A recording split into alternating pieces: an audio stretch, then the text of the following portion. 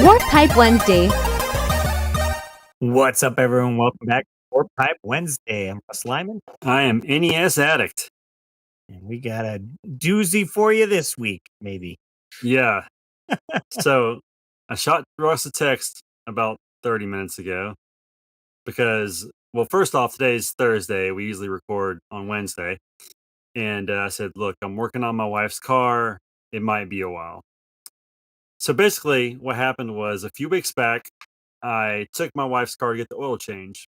And, you know, they always try to do all these things to make more money. You need a new battery. You need windshield wipers. Yeah, you need an air filter. Air filter. And I'm like, an air filter? I could replace an air filter. That's no big deal at all. But I forget that my wife drives an Acura, which has like the hardest parts in America to get to. So I go order the air filter. I stick it in my wife's car, and 4 weeks go by because that's how I get things done. Ask Russ, he knows. So tonight I'm like, all right, I went and washed her car for her. Okay. I'm going to put this air filter in. We're finally going to get this done. Bada boom, bada bing, I'm going to knock it out.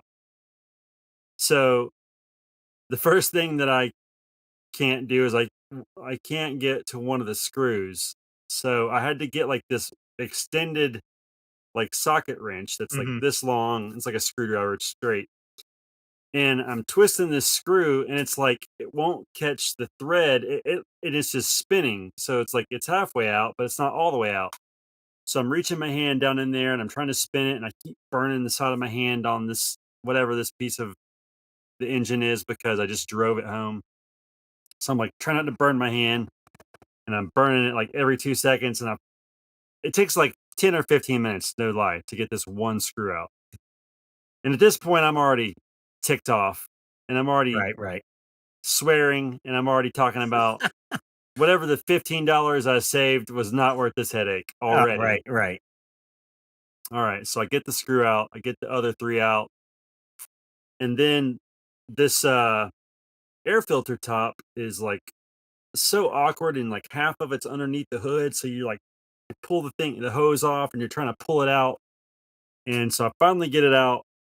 I finally put the new air filter in. This is like probably 30 minutes later. I was gonna say 40 minutes in or something. Like 25 to 35 minutes, maybe longer. Maybe it was 40.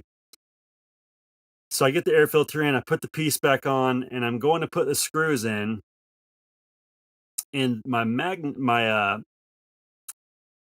socket wrench, extended socket wrench is magnetized. So I just stick the screw in and go to put it down. Well, I bumped it and the first screw gets stuck down in the engine somewhere. And I'm like, son of a, like, so I proceed to put the other 3 screws in and the battery's right there. And I'm like, all right, it's got to be like under maybe that in the battery tray or something. Yeah, in the battery. It's got to be in that battery tray. I'll just take this battery off and do that.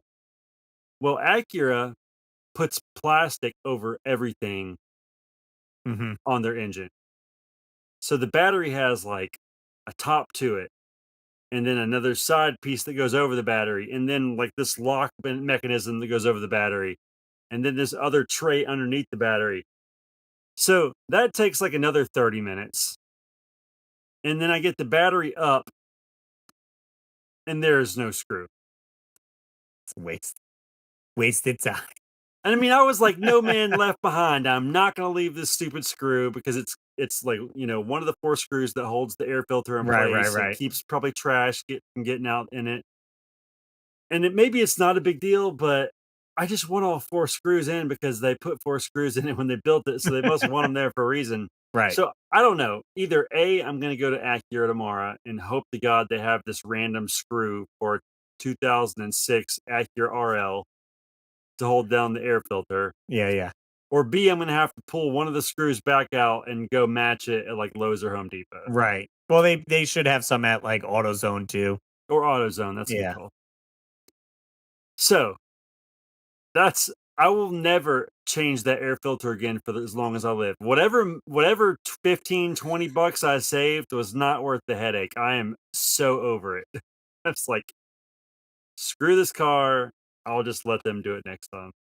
Fair enough. Yeah, sometimes you kinda go weigh it out where, my wife says that a lot too, like, the one thing she's very particular about is, like, don't waste her time and don't waste food.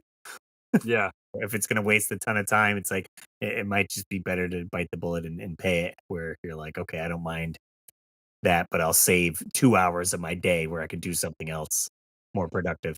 And it's just it wouldn't be so bad if it was like a normal car, but like, I don't know, man, like everything is so jam packed in there. And maybe that's the way all engines are, and I just don't work on them enough to know this. Maybe that's like every mechanic's like everyday life, like just nooks and crannies and burning their arms and who knows, but yeah, never again.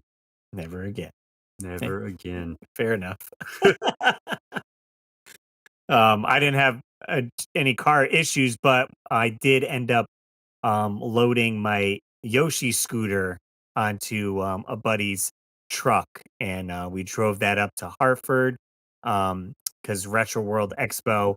When you guys are listening to this now, it would have been the following weekend, but we're recording early, so I'm putting my scooter inside the convention center on display so people could like take pictures next to it, hopefully enjoy it, and then I will be driving my car to the show and parking it in front of the convention center on Saturday because I'm only headed to the show Saturday. It's Saturday and Sunday, but I can only make Saturday. So I could pull up in the morning, park right out front so people could take photos of it. Free parking. I don't have to pay. And There you then go. when convention center Retro World's over, I could just drive the car off and be done with it. Nice. But David Apuzzo did pick up Retro Rick today from the airport, and they were doing a game room tour of David's game room. So that'll probably be up Nice. on Rick's channel in I don't know how long, a couple Yeah. weeks, I guess. Well, And who then knows? Rick did the video of mine, and it was up like 9 months later.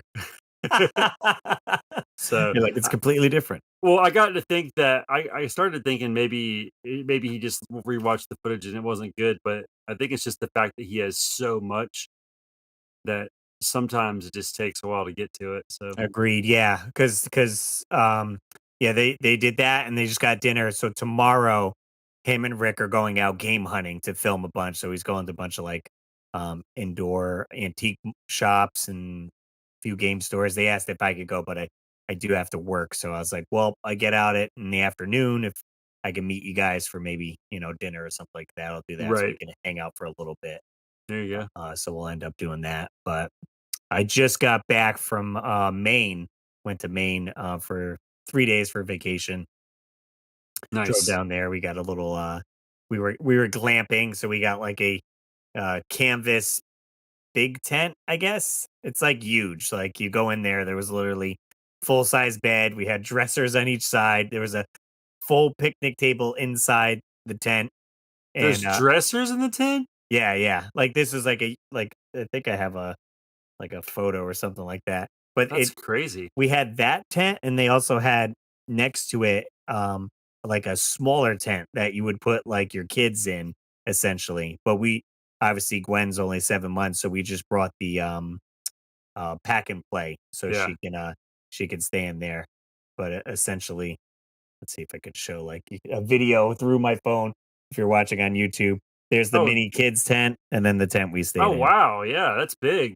Yeah, and so you got, a fire pit, so we could sit outside there, and they had nice little string lights that go over the top of it, so it was nice, and you could see the stars really well, out there. Wow. There's baby Gwen, first camping trip. Yeah, That's crazy. That's lots really of room cool. lots of room in there. We essentially had to get this one because we went, last year for our anniversary, and we got a nice little, like, log cabin, but they won't let you, use the log cabin anymore if you have a child. It's like a designated area where we were, where it's like families. That's So we cool. so we had to pay a little bit more to get that tent. I could see maybe in the future because the other smaller tent had like two beds in it, so you can put the kids in there, and then mom and dad can be in the big tent or Yeah. whatever. Um, When the and it's tents funny. when the tents are rocking, don't come a knocking, kids. That's it. The kids camping next to us, it was like a group of younger kids and their mom, and they tried to like start their fire and it was like so sad. And my wife had we bought the Duralogs. Yeah, So yeah. she put 2 Duralogs on and then both bundles of the firewood that we got. And I'm like, "What are you doing? Like that's so much fire." And it was like roaring and I kind of heard them talking a little bit and then they eventually got the nerve to come over and they're like, "Can we use your fire to roast our marshmallows?" Like, "That's fine." I was like, "Sit down, like hang out, whatever." That's hilarious. That's awesome.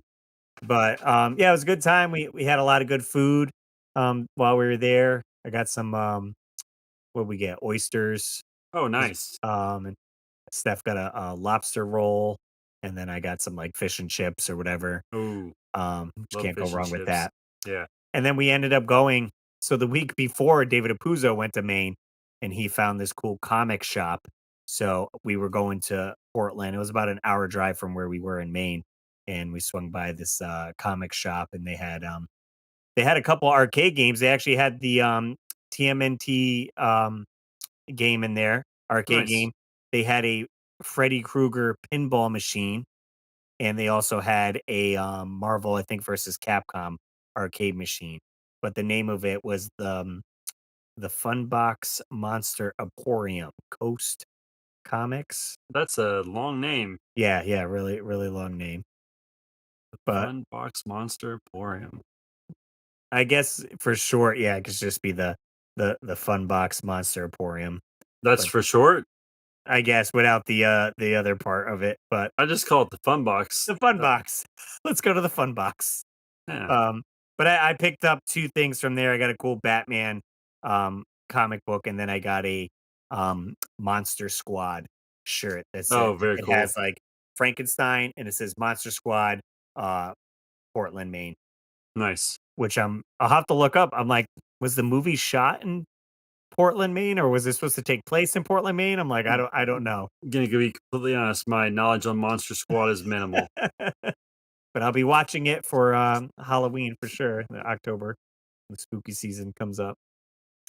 So yeah, that was a good thing, and we ended up, today was, like, the busy day because we had the 3-hour plus drive back home. As soon as I got home, I had to pack up the scooter and then drive 40 minutes to Hartford to load it in, then drive back, and then start getting some laundry going, and now we're hopping on and doing the podcast, and I gotta do work tomorrow at 6 AM. Dang, bro. I'm sorry about that. So I got to work and then I got to edit the podcast tomorrow before I meet up with Retro Rick. And then Saturday's the convention. Sunday, I'm going to a stag. Russ is a Busy, busy busy, man, guys. busy, busy. So certainly keeping up with everything. So you were talking about the spooky season. Well, I was going through my grocery store the other day and I saw a new cereal that might pique your interest. It Oh, was okay. Charlie Brown, the Great Pumpkin cereal. Interesting. Yeah, and I was like, "Oh my god, this is Charlie Brown cereal." I'm getting this. No questions asked. Yeah, yeah, yeah. So it's like it's orange and green like puff balls with like little marshmallows. And it kind of has a vanilla flavor. It's not bad. Oh, okay. Because I did see, I thought you were going to say, I think they came out with they might have had it last year, the Monster Mash cereal, where Oh yeah, they had that. you get all the cereals mixed together, Frank and Mary, Count Chocolate, and all that. Yeah, I buy that stuff every year religiously. I like buy all the flavors, but you know what, Russ, if I'm being honest, I only really like Count Chocula. The classic one. Yep. What did I get last year? Because they also expanded and did like a spooky Fruit Loops, a spooky like tricks. It was like almost all the cereals were spooky. Yeah, but those are like I don't know. Those there's something monster cereal. Right. I mean, those are kind of jumping on the bandwagon of like it was That's just kind of like how I see throw it. marshmallows in it, boom, spooky cereal. Here you go, buy our cereal. Yeah. This year they're gonna have a new monster though. Oh yeah, I think I did see that. She's like a girl, Got to show and some girl love.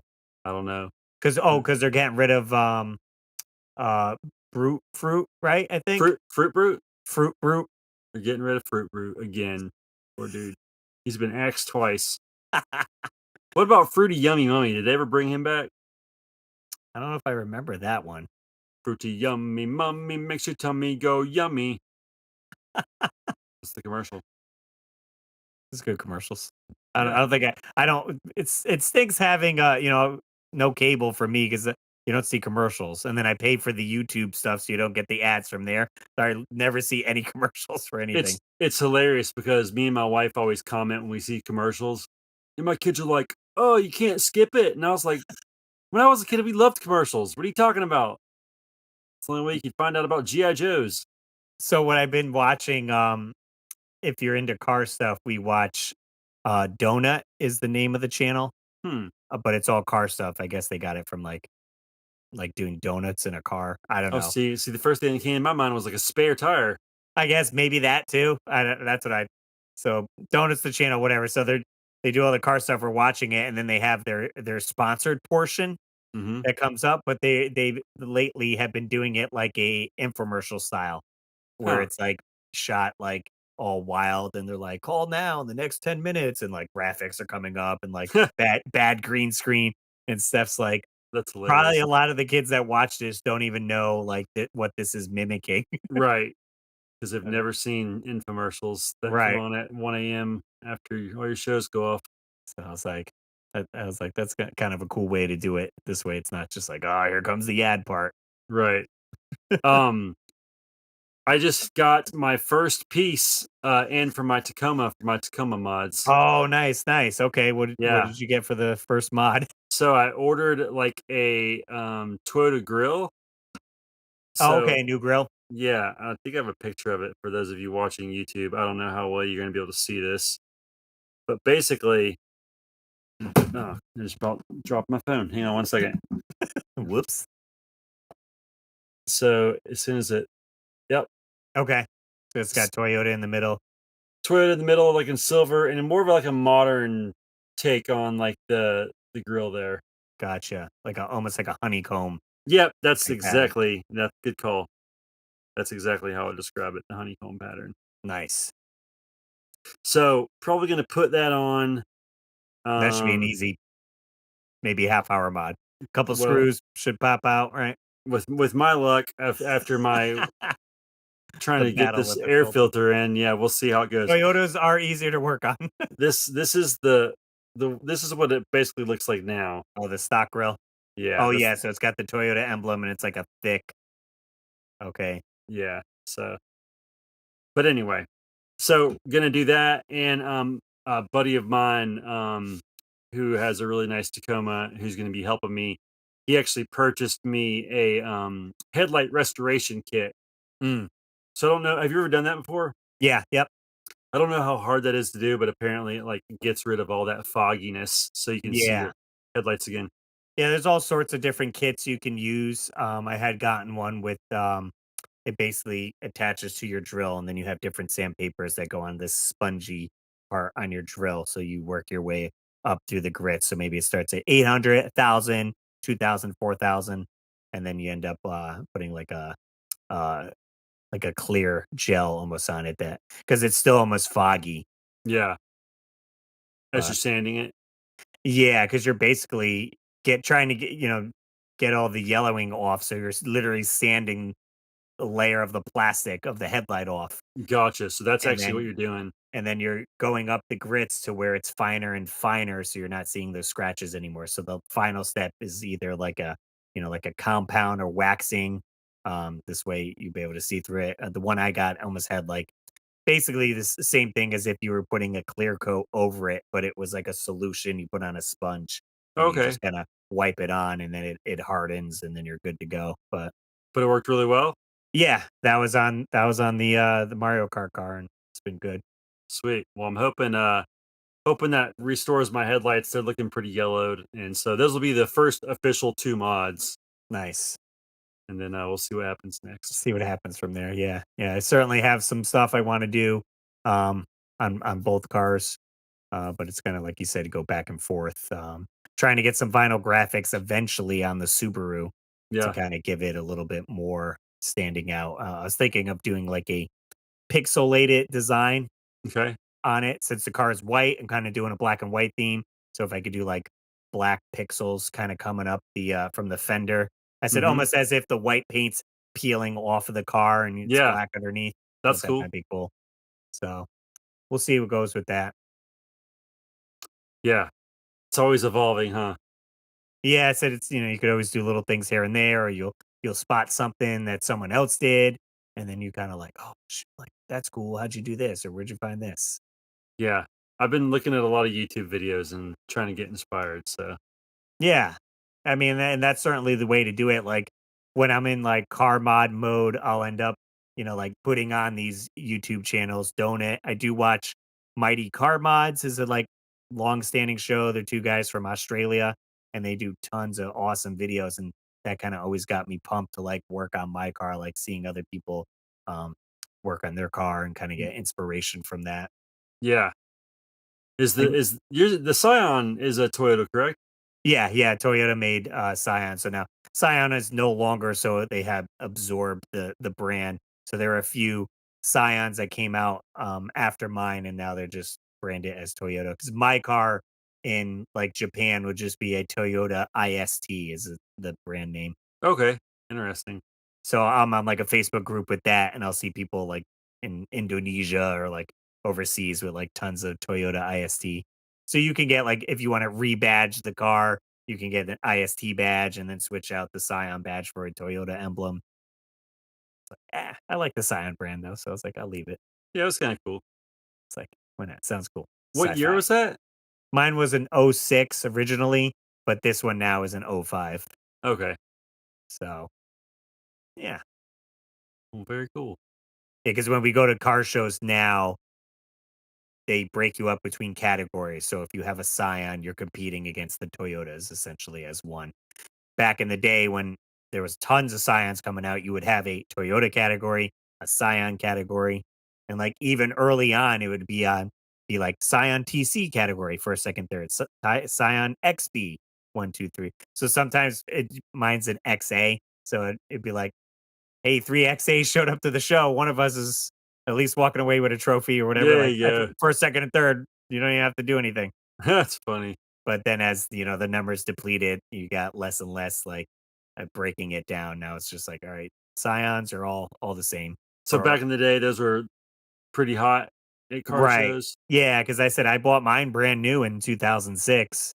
And I probably started going to car shows not too long after I bought it, because then I was on forums and groups and stuff, and I was like, "Oh, there's a car club, like, let's, like, meet up and, like, bring it out," and I didn't really have much done to it. I think I kept the car stock for probably a year, Oh, wow.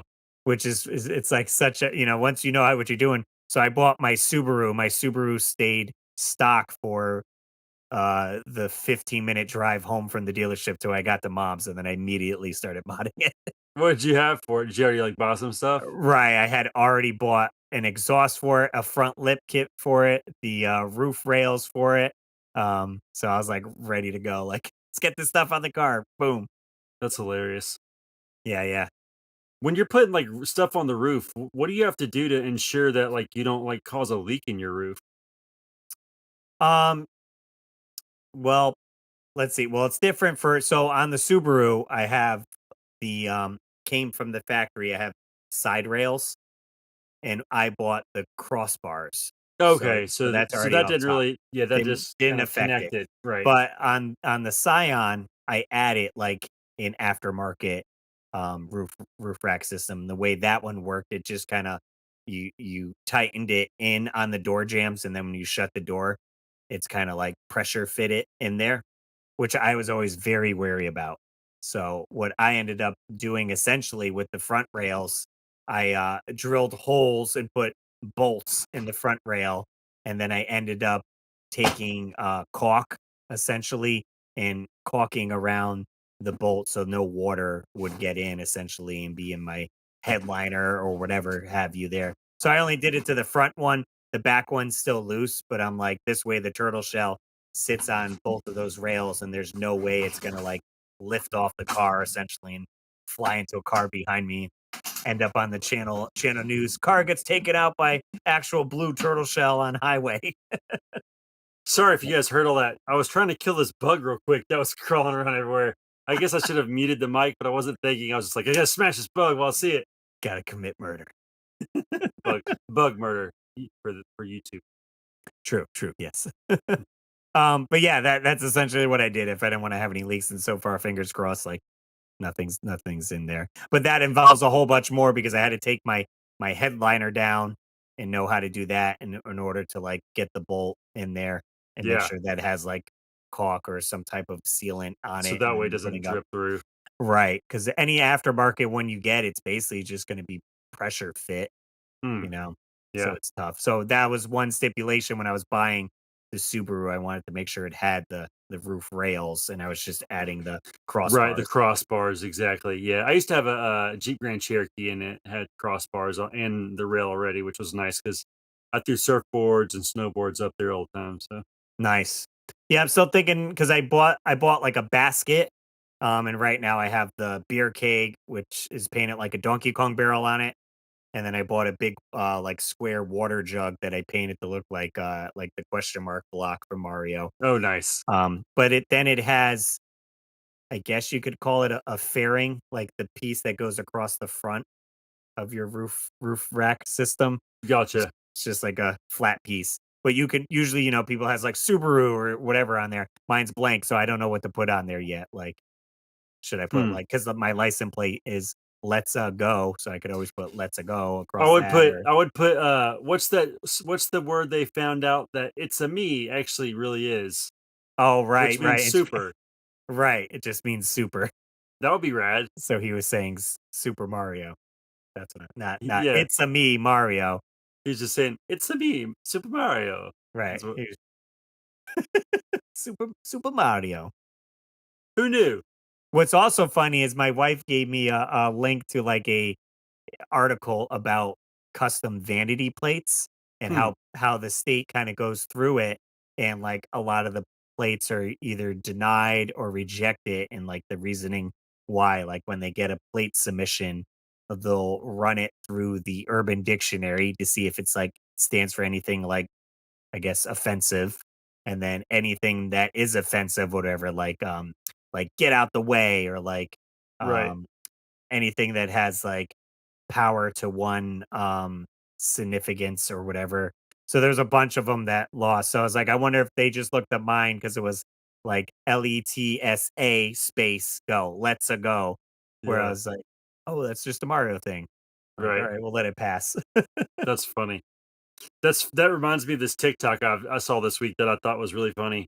So it was like if you're going to like a church in like 2040 and they're using all these slang words that kids use nowadays. Oh, right, right. So like they're singing like to God or whoever, your love is bussin', bussin'.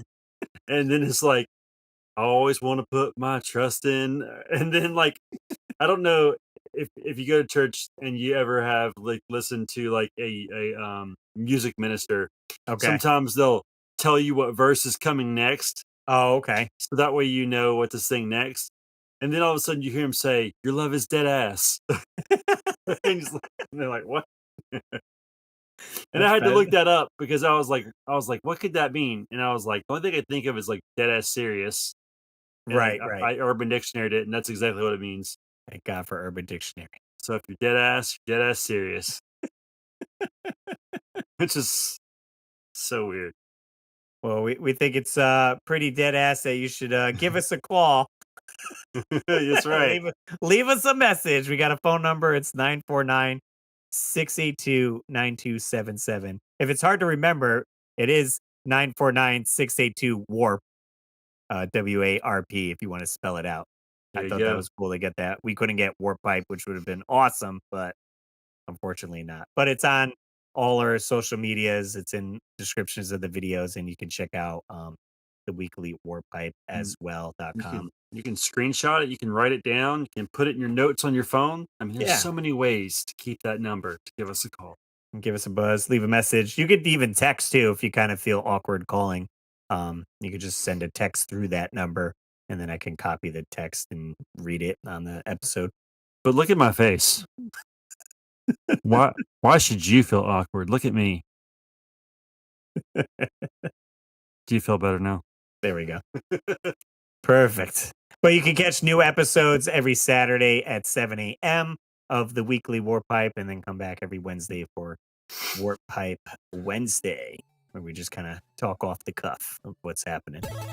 That's it. That's it. Cool. Thanks for listening, everyone. As always, I'm Russ Lyman. Keep your world fun, bit by bit. Look at that serious.